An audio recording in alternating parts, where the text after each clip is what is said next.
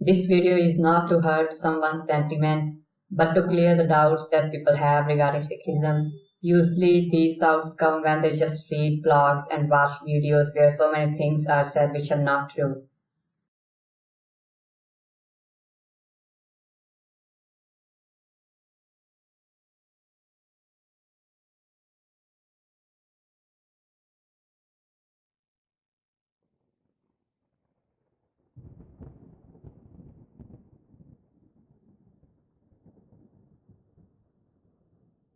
Hinduism. He must be Shivaji, I guess. Sikhism. Waheguru Singh Ji. Hinduism and Sikhism are both Indian religions. Nah. No religion is Indian religion or Pakistani religion or American religion. Religion is just a religion. But we humans have failed to understand it. We just want to limit the religions in a particular area. So this is very wrong. You can't say that Hinduism or Sikhism, they are Indian religions. No, they might have started on the land of India. It makes sense. But saying that they are Indian religions, it does not make any sense. Hinduism is an ancient set of traditions that have developed over several millennia, while Sikhism was founded in the 15th century during the Mughal Empire era by Guru Nanak Dev Ji, who was born and raised in a Hindu family. So here is the problem. If a person is raised in a specific religious family, it can be a Hindu family or a Muslim family, a Sikh family, or any other religion it can be. It means that the guy follows everything which is written in that religion. This is what it means, raised in a specific family. So we all know Guru Nanak Dev Ji did not follow anything which was followed by his parents. So saying that he was raised in a Hindu family, it is so wrong. When Guru Nanak Dev Ji's parents tried to have that whole tradition of Janeu, what Guru Nanak Dev Ji said there, we all know that. So it is written on Ang 471, Slok Mahalla Pehla. Dera kapaha santok soot, jat gandi satavat, eho janevu jiya ka, haita pande kat, na eho tutta, na mal lagya, na eho jala na jaye, tan saman snan ka, jogal challe paye. So this is what is said by Guru Nanak Dev Ji to the Pandit. So saying that he was raised in a Hindu family, it will be a totally different thing. And during marriage, we all know how Guru Nanak Dev Ji's wedding happened. So it was not around fire, usually that Hindus follow. It was totally different. So it is wrong here saying that Guru Nanak Dev Ji was raised in a Hindu family.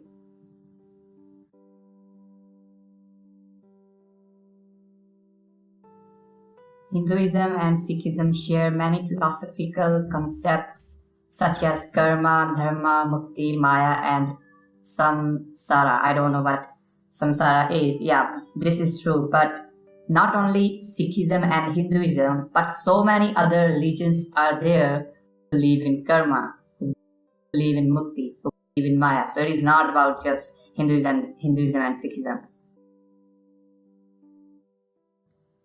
In the days of Mughal oppression, in which Hindus were being converted to Islam through oppression and force, Sikhism came to the defense against the Mughals in India. The founder of Sikhism, Guru Nanak Dev Ji, was the first to raise voice against the rule of Islamic ruler Babur, the then ruler of India. It was not just only for Hindus. All the gurus, they raised voice against two things. First is injustice. It doesn't matter if Hindus were oppressed or Muslims were oppressed. We all know someone who was a Muslim came to Pai Mani Singh Ji. So Pai Mani Singh Ji helped him to get his daughter back. So saying that only Hindus were helped or they were saved, it will be very wrong. So two things were there which Sikhs, Gurus and Sikhs are against. First one is injustice and second one is superficial beliefs. But I have seen so many people who say that, from different kingdoms, people tried or kings tried to save Hindus. Sikh gurus did not do anything. I have met so many people who say this. So here you're saying that Guru Nanak Dev Ji was the first man who raised the voice against injustice. Yeah, it is true, but I don't know why those people say that Sikhs did not save Hindus. I don't know what they're trying to prove there. Similarities and differences. Okay, so many similarities will be there, I'm pretty sure of that. And so many differences will be there. Not only in Sikhism and Hinduism, even if you have some kind of comparison between Sikhism and Islam, you will see so many similarities and you will see so many differences. So almost in every religion on this earth, you will see so many similarities and so many differences. Why differences? Because all those religions are different religions. Why similarities? Because every single religion, almost every religion believes in God. So they are having some kind of rules to follow to experience God or to see God. That's why all these similarities are there among all the religions.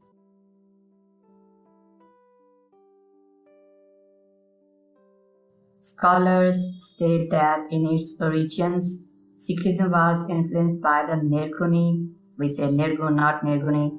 Nirgun means formless God, tradition of Bhakti Movement in medieval India.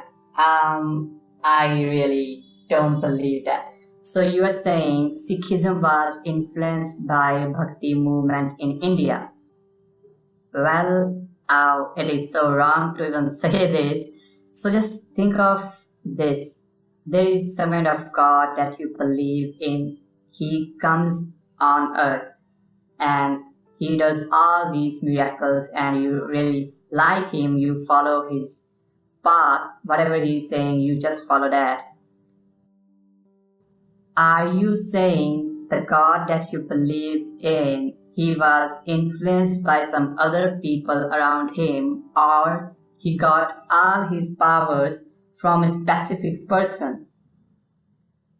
It will be just stupidity if you believe in that, because according to many people, gods have their powers, right? They don't just need to have it from some man. In Guru Granth Sahib Ji, it is written that Aap Narayan Kalatar Jag Meh Par Pareo, Nirankar Akar Jot Jag Mandal Kareo. Guru Nanak Dev Ji himself was a Satguru. Satguru does not need anyone's influence to do the things. So here, saying that Guru Nanak Dev Ji was influenced by the Bhakti movement, it will be wrong. So this whole Bhakti movement, it started back in, I think, 9th century or 10th century. It was in South India and then it went up in North India. Okay, now think of this thing. We all know Sufi saints in Islam. We know Bhagat Farid Ji. Bhagat Farid Ji's guru or teacher was Qutbuddin Kaki Ji, and his guru was Chishti Ji, and Chishti Ji was inspired by or influenced by Khwaja Abdullah Ansari Ji's writing back in, I think it was in 10th century, 10th or 11th century. So if you go in this way, you will find that in the Persian state, this type of meeting God was already there. So you are saying in the 9th century, it all started in the southern part of India, and in Persia, in Iraq, they were also trying the same thing. Then how the same thing started almost simultaneously in two different religions? Simple, because it was the way, it was the only way, and it is the only way to experience God. So that is why we read in Japji Sahib in the morning, Gaveh tohno paun pani besantar, Gaveh raja dharm dware, Gaveh chit gupt likh jana, likh likh dharm vichare, Gaveh Isar Brahma Devi, Sohan sada sware, Gaveh indar idasan baithe, Devtyan darnade. So all the deities that different civilizations believe in, all of them praise God. I don't know who this particular scholar is, but he is definitely wrong. Okay, so Nanak was raised in a Hindu family, which is wrong, as we discussed, and belonged to the Bhakti Sant tradition, which is also wrong. The roots of the Sikh tradition are, states Louis Fenech, I don't know how to pronounce this name actually, perhaps in the same tradition of India whose ideology grew to become the Bhakti tradition. Sorry dude, whoever made this video, you are completely wrong. You have not searched thoroughly, so that's why you are having this confusion, or you are quoting these, I don't know if they are historians or philosophers. Furthermore, as Indic mythology permeates the Sikh sacred canon, Shri Guru Granth Sahib Ji, and secondary canon, Shri Guru Dasam Granth Sahib Ji, and adds delicate nuance and substance to the sacred symbolic universe of the Sikhs of today and of their past ancestors. So it is not only Indic mythology or about India. There are so many things in Guru Granth Sahib Ji which Muslims believe in, right? Like word Allah, Allah is there, and then Ajrail, Frishta, angel of death that they call. So it is not about only Indian mythology, no. So this particular philosopher or author, I don't know who he is, he might have misunderstood it because of the words used in Guru Granth Sahib Ji, like Ram, like Gobind. So many people around the world, not around the world, but mostly in India, who believe or say that Sikhism is part of Hinduism or Sikhism is Hinduism. They are suffering from the same thing that this philosopher is, and that is not to understand the difference between the civilizations or cultures or religions and the words which are used. Like the word Ram. In Sikhism, it is written that Ram is God or Ram is the name of God. But it does not mean that Ram is Ramchandra Ji. Why?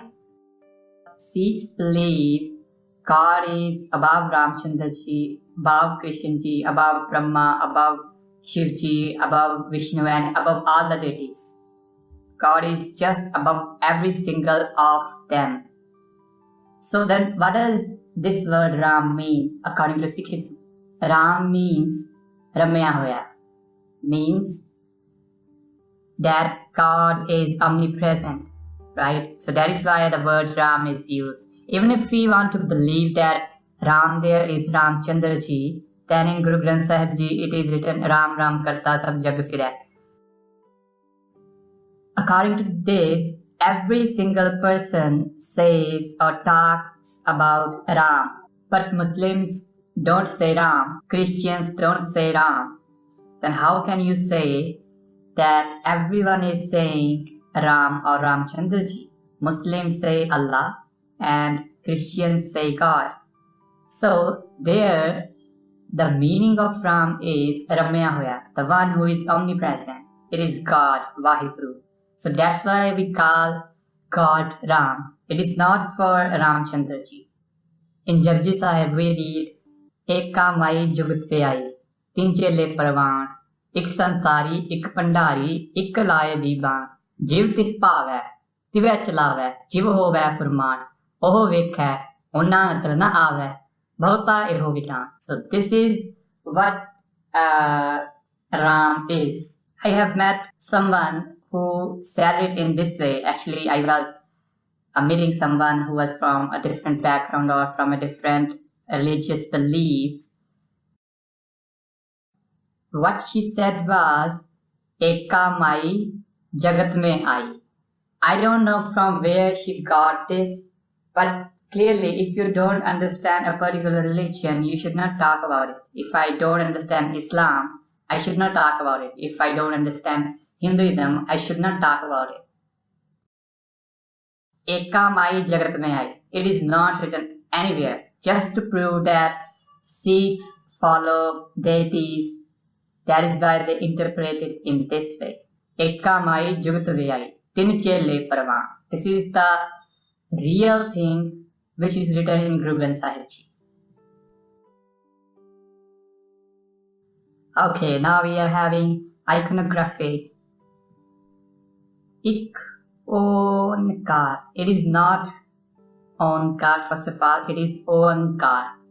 Okay, anyways, Ik Onkar, iconically represented as Ik Onkar in Shri Guru Granth Sahib Ji, although sometimes spelled out in full as Ekankar. So dude, I don't know if it is dude or a girl, whoever made this video, it is wrong. It is not Ekankar. It is Ik Onkar.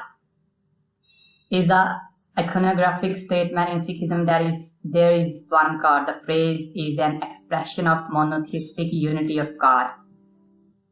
Okay, so you are saying it is just to tell you there is one God. Why one is written before Onkar? If one represents God, then why Onkar? This is where you lack in knowledge. Om has almost 70 or 72 meanings in different, you can say, among different people. Kar means someone or something that is present throughout the time. And Ik means someone who is present throughout the time. It is only one. There is nobody, no deity, no goddess above him. What we say it in Punjabi, Ik Oankar means the one who is Sach Chetan Anand. So we don't say Ik Oankar means there is one God. Maybe you have not read the scripture or you found something on Google or from some articles and then you made a video out of it. So actually it is wrong. It does not mean there is one God. It means O Paramatma Jeda Sat Chetan Anand hai.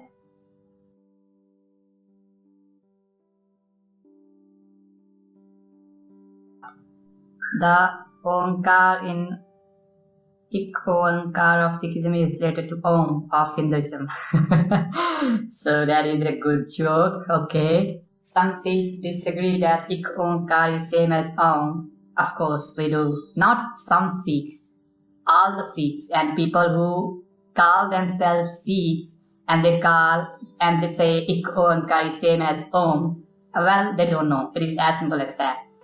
Onkar is, states Vajir Singh, I don't know who this dude is, a variation of Om which is strong of the ancient Indian scriptures, okay, with a slight change in its orthography, implying the seed force that evolves as the, I'm not able to see what is below that line. So, okay, whoever this dude is, you are wrong, dude. Om or Om is totally different from Ik Oankar. How is that? Om has different meanings. There is no one unique meaning of Om. You can search it anywhere on Google or you can meet some pandits and ask them about it. Some people say, number one, that Om is a sound which was at the beginning and it continues since then. Second is what people say, it is about time. So A is the waking state, U is the dream state, and M is the state of deep sleep. AUM. So this is how they define this word. The third thing is that people say AUM represents three deities: Vishnu and Shivji and Brahmaji. And the fourth is, some people say Om is associated with Ganeshji. So you are saying all these things are same according to Ik Oankar. So it will be stupidity if we say that Oankar represents all these things that different people talk about. No, there is no one definition of Om. But if we talk about Ik Oankar, we know what it means, we know what it represents, and nobody can say that Ik Oankar means three deities or Ganesha. It is not about time. It is not about Ganeshji. It is not about three main deities. So here again, whoever this Vajir Singh is, he is wrong. Maybe he does not know about Sikhism. So that's why what he has found or what he has understood from different scriptures, he concluded that, which is wrong.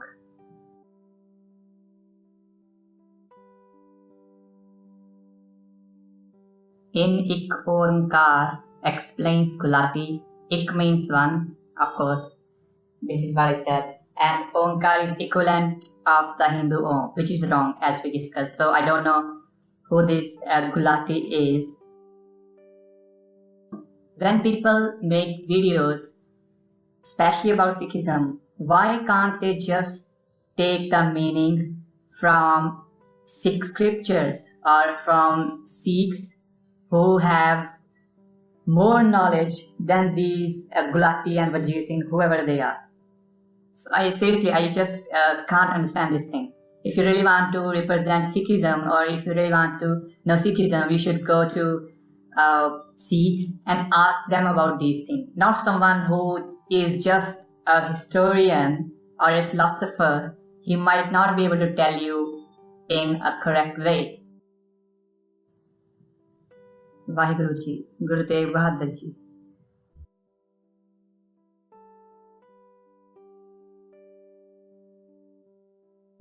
During the Mughal Empire period, the Sikh and Hindu traditions believed that Sikhs helped protect Hindus from Islamic persecution, and this caused martyrdom of their guru. Yeah, this is true, and this is the only example that you will find in the world where a person from a different religion gave his life to protect another religion. Just go throughout the history and you will not find someone giving his life for some other religion.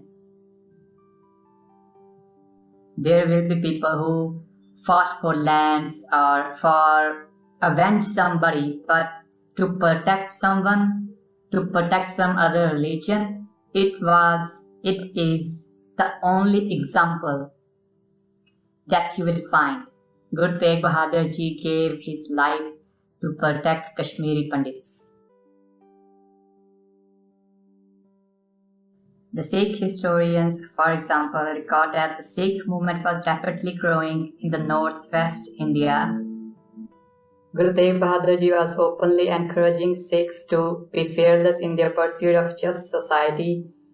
He who holds none in fear, nor is afraid of anyone, is acknowledged as a man of true wisdom, a statement recorded in Adi Granth 1427 and. Okay, it is not exactly as it is written here. What is written there? What is written in Guru Granth Sahib Ji is Ustat Nindya Nahe Jehe Kanchan Loho Saman Kaho Nanak Sunare Mana Mukt Tahe Tajan. So it is not same as you mentioned in this video.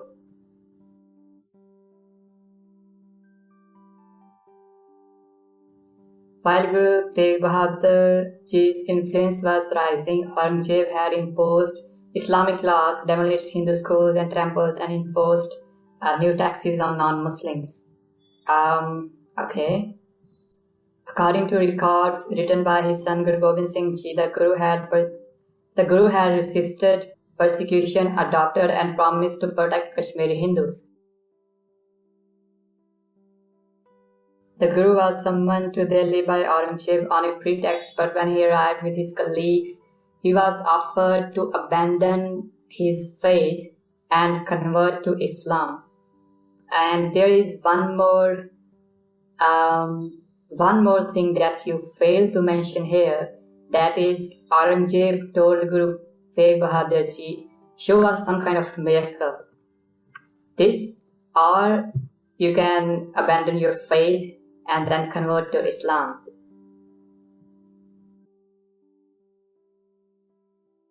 Guru Tegh Bahadur Ji and his colleagues refused. He and his associates were arrested, tortured for many weeks. The Guru himself was beheaded in public. That is true. Bhai Satidas was burned alive, and second was Bhai Matidas Ji. Bhai Matidas Ji was sliced from the center. And then Bhai Dayal Ji. Bhai Dayala Ji. Bhai Dayala Ji was boiled alive in the water. So after martyring 3 Sikhs, Guru Tegh Bahadur Ji was given 2 choices. When he refused, he was beheaded in Delhi. Differences. Okay.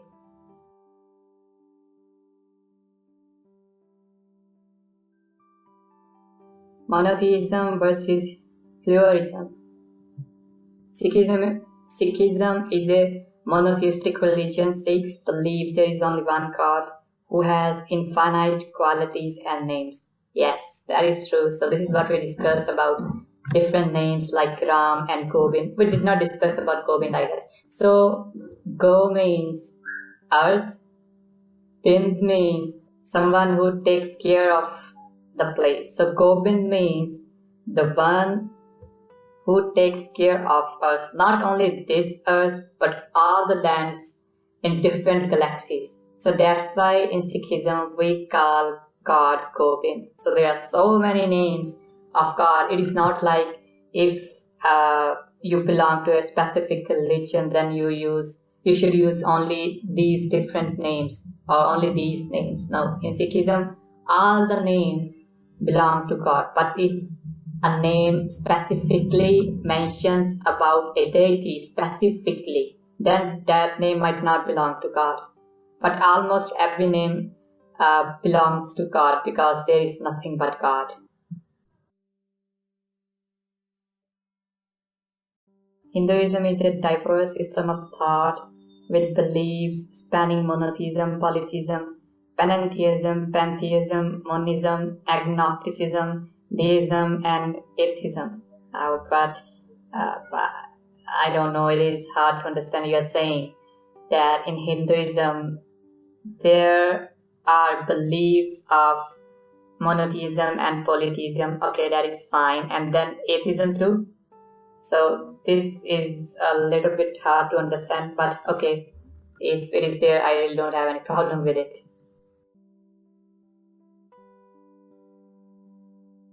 Rituals, okay. Sikhs believe in Nam Jap, reciting God's name, and focus on listening to the hymns from Guru Granth Sahib Ji, the central religious scripture of Sikh faith. Yes, that is true. We all should chant God's name. That is the only way to experience God, to see God. In Sikhism, there is no other way. If you want to have what people say, salvation, or if you want to go to heaven, you should meditate on God's name. Meditate does not mean you are just closing your eyes and doing nothing. No, you have to chant God's name. And then you will be able to see the blazing light, the prakash that people talk about. God. So it is just amazing feeling. The Guru is the focal point of worship in any Sikh Gurdwara, and the worshippers bow before it. Actually, it is not it, it is him. So for us, Guru Granth Sahib Ji is not just a book, it is our Guru.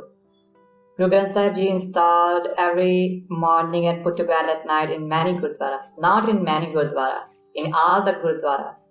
In all the Gurdwaras, in the morning, they will be doing the Prakash of Guru Granth Sahib Ji and then Sukhasan after Rehra Sahib.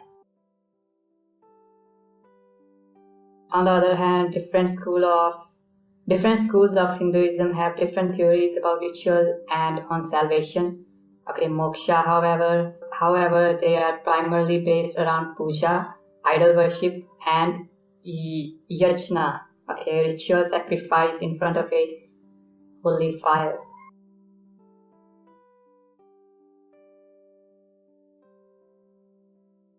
Idol worshipping, okay. Hindus accept the worship facilitated with images and murtis, idols, particularly in agamic traditions such as Vaishnavism and Shaivism. Sikhs shun idol worship as a part of their faith. Of course, Sikhs don't worship idols. Some scholars state it is incorrect to state that all Hindus worship idols, and more correct to state that for some, the idol is a means to focus their thoughts. For some, idol is a manifestation of spirituality that is everywhere, and for some, even a linga, a sunrise, or a river or a flower serves the same purpose. Okay, so this is in Hinduism. Okay, Hindu temples are called mandirs, while Sikh temples are called gurdwaras. Okay, so this is a very basic thing. I think everybody knows this. Soteriology. Okay, so this might be about salvation. The Sikh concept of salvation is similar to some schools of Hinduism. I don't know why it has to be similar to Hinduism. Why can't you say similar to Islam or similar to Christianity? Why just people do it? I just can't understand it. Okay, and it is called Mukti Moksha, referring to spiritual liberation. It is described in Sikhism as a state that breaks the cycle of rebirths. Mukti is obtained according to Sikhism, states Singha. I don't know who this Singha is. Through God's grace, in the teachings of the Sikh scripture, Guru Granth Sahib Ji, the devotion to God is viewed as more important than the desire for mukti. That is true, actually. So that is why it is written in Guru Granth Sahib Ji, Raj na chaho, mukta na chaho, manpreet charn kamalare, Brahma maher siddh mun indra, moi thakur hi tarsare. So this is what is written in Guru Granth Sahib Ji. Mukti is not important for us. We just want to experience God. We just want to see God.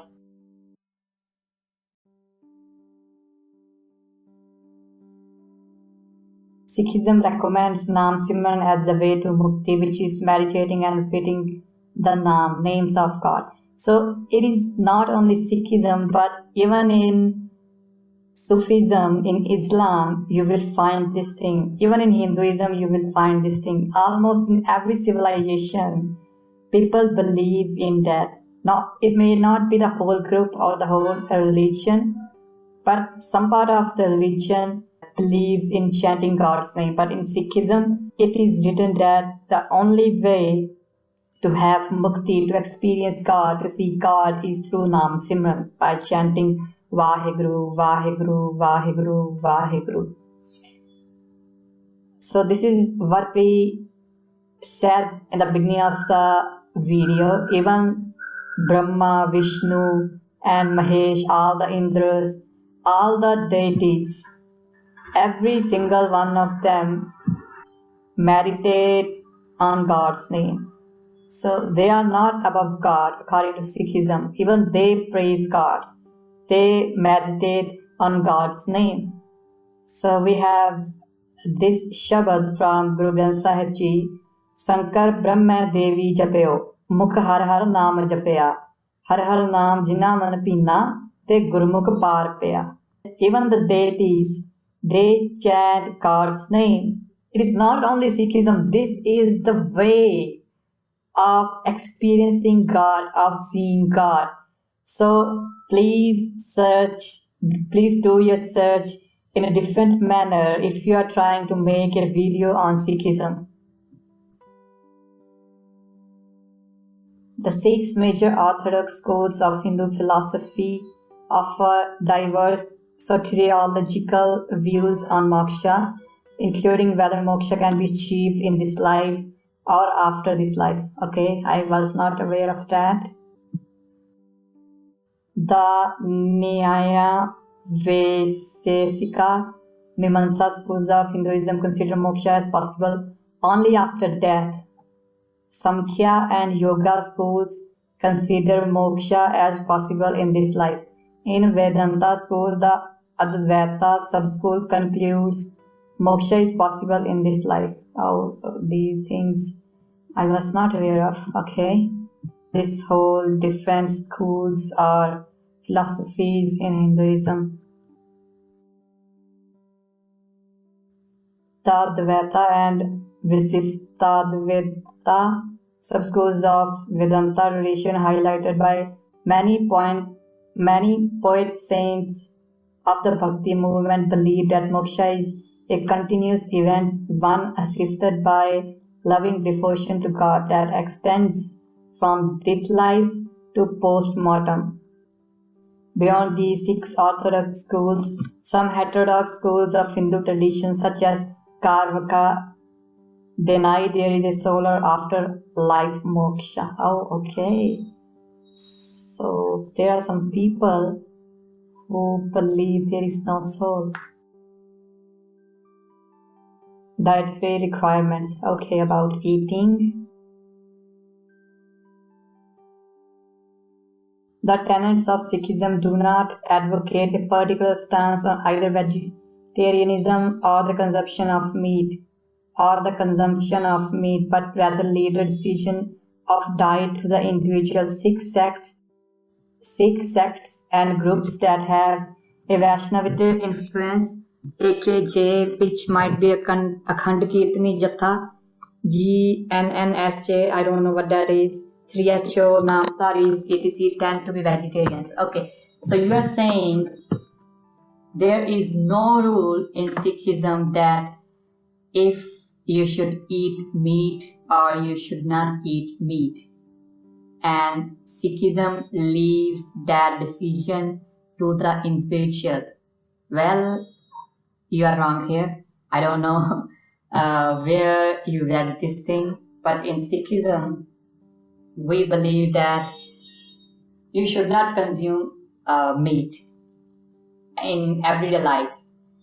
But if there is nothing left to eat, nothing left, no fruits, no leaves, nothing, and you're just dying there, but you want to live to fight against injustice, then you can consume meat. If you're saying it is left to the individual, you are wrong here. Other Sikhs eat meat that has been prepared by chatka method, meat prepared by sudden death of the animal, and consider only that meat as expressly forbidden that is ritually selected like kosher. Okay, I don't know what kosher is, or halal. Kutta meat, the meat of animals prepared by slowly bleeding it to death. So this is what I was talking about. It is allowed to have chatka meat, but you should not eat it if you have other fruits or vegetables, or if you have other things to eat. That is the last resort when you have to eat to live so that you can fight in a battle.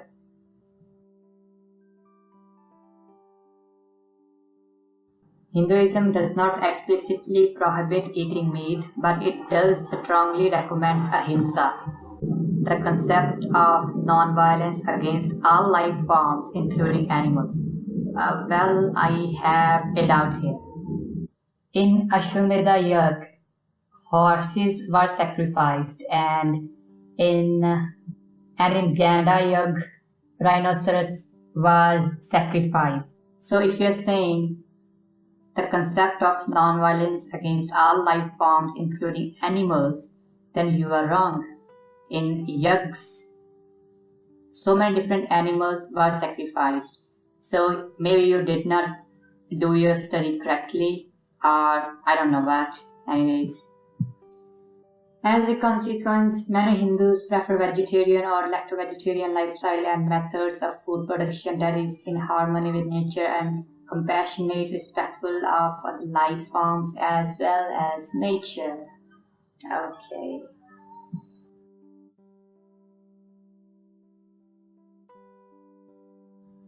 Similarities. Both Hindus and Sikhs are cremated after death. Both believe in karma and reincarnation, but you can have this cremation ceremony, or you can just put the body into water. So I have seen so many Sikhs doing that. So if you're saying it is the only way, then you are wrong. Almost everyone believes in karma. If people are from some other religions, but still they will say, karma is a bitch. So this is how they say it. Whatever you sow, you have to reap. So they are having different type of words, but almost everyone believes in that. And reincarnation, yes, Sikhs believe in reincarnation. And so many other religions too. It is not only about Sikhism or Hinduism.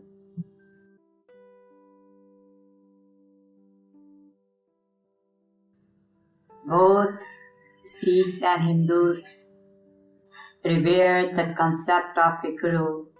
Hindus and Sikhs use the word Atma or Antman to describe self, soul. Okay, I don't know about this Atman, I don't know about self, but I know soul. But almost in every religion, people believe in soul. So it is not just Hindus and Sikhs again.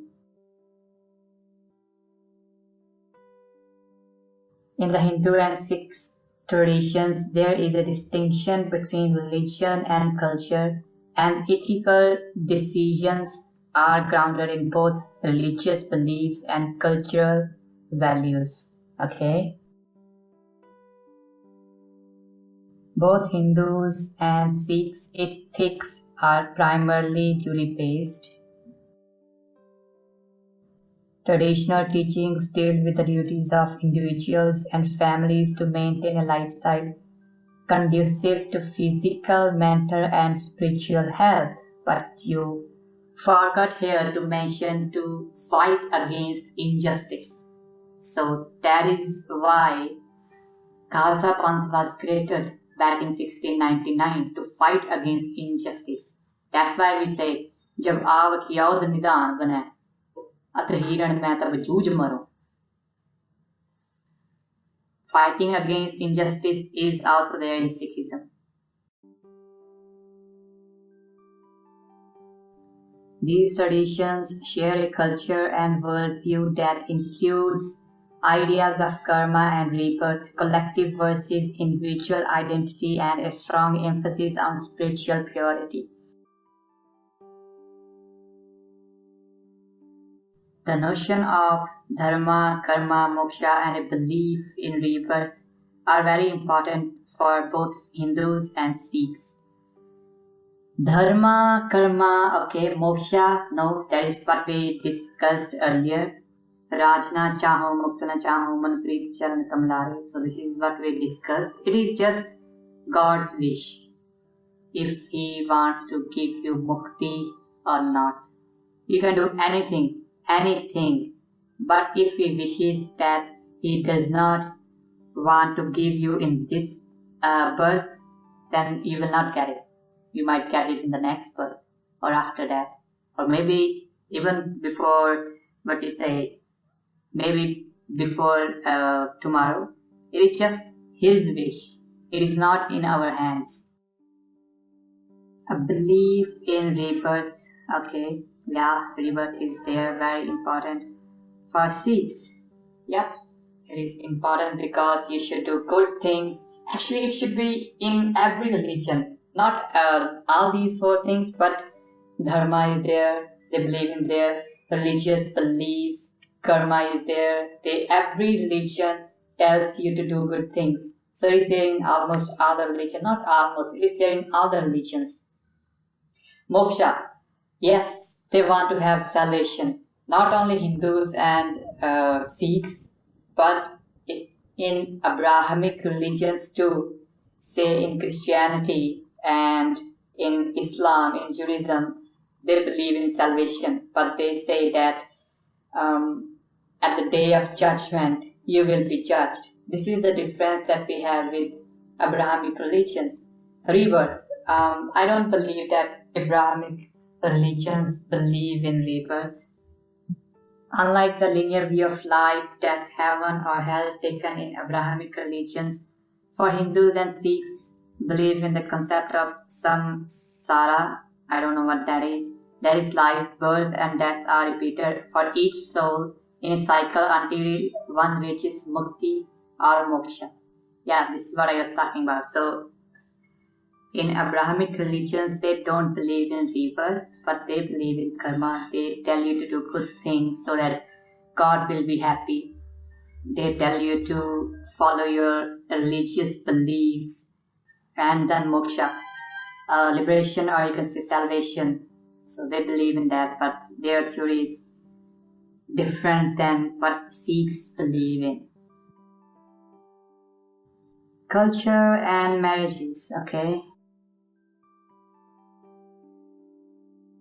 There is an organic relation of Sikhs to Hindus, states Jahner, I don't know who he or she is, both in religious thought and their communities, and virtually all Sikhs' ancestors were Hindus. Well, I will not agree with that. And the second thing that people used to talk about when they try to prove that Sikhs are Hindus or Sikhs are part of Hindus, they say, just check the DNA of your ancestors and then your DNA. They both will match. So they were Hindus, so you are also a Hindu. So I really could not understand that part so far. DNA is not your religion. It is just what goes from one generation to another generation.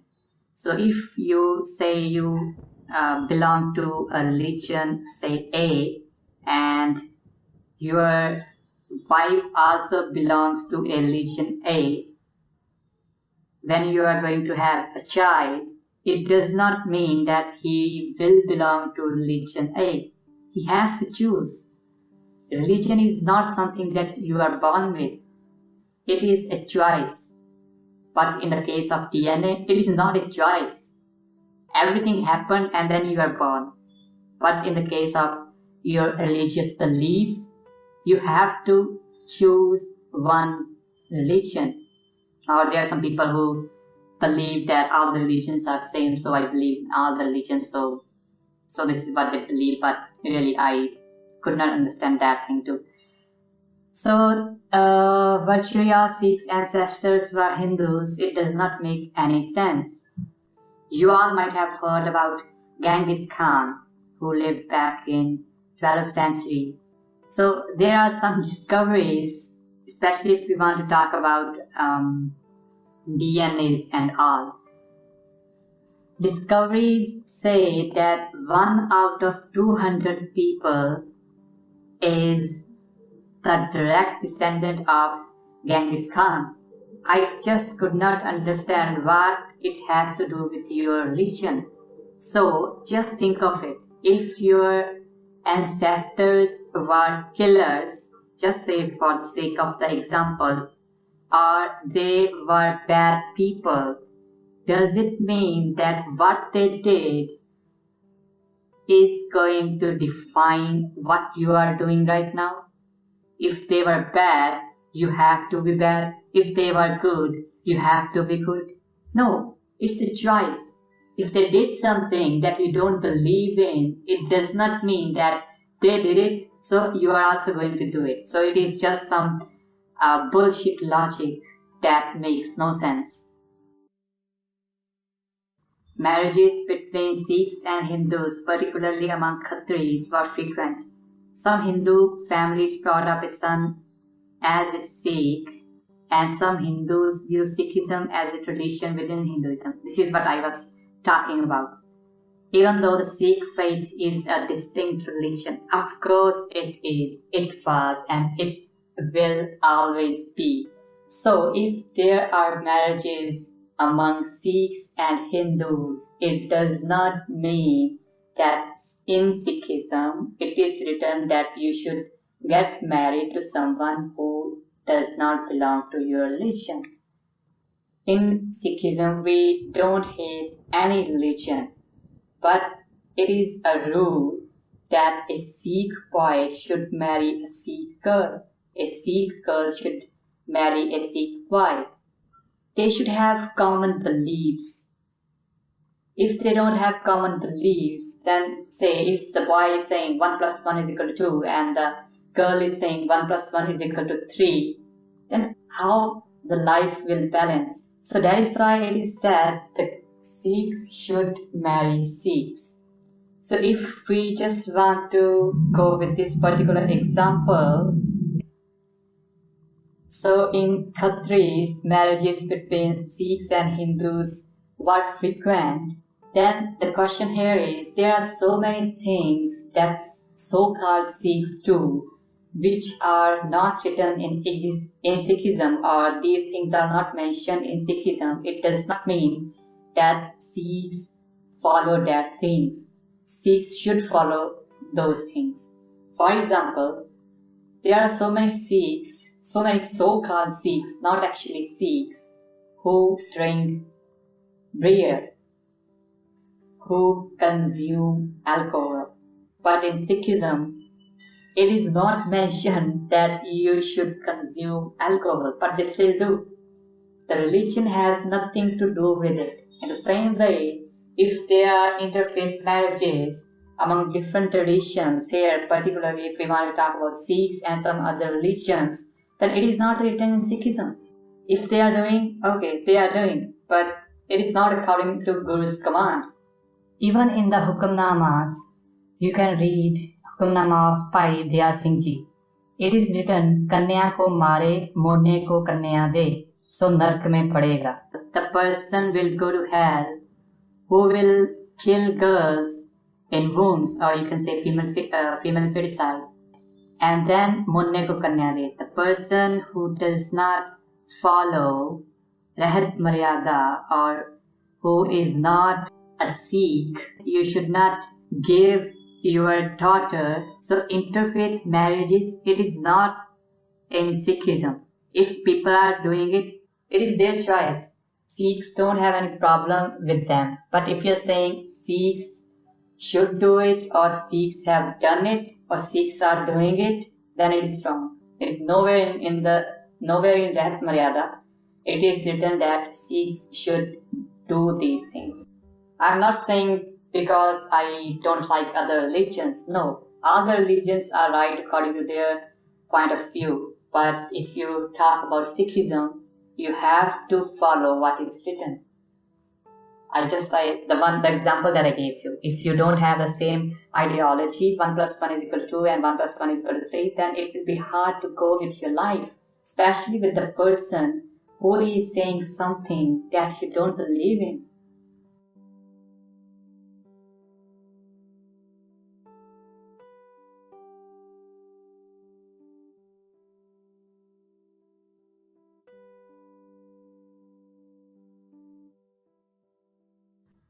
Okay, that is the end of the video.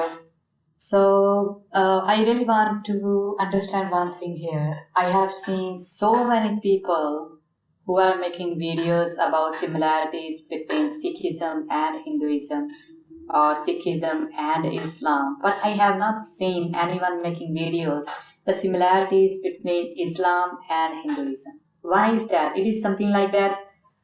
Hinduism is trying to pull Sikhism, that this is a part of our culture or tradition, and Islam is pulling Sikhism to prove what they believe in is what Sikhism believes in. Everything comes from Islam. There are even some people who believe that Sikhism is amalgamation of Hinduism and Islam. So we might be discussing this thing in some other video. That's it for the day. Waheguru Ji Ka Khalsa, Waheguru Ji Ki Fateh.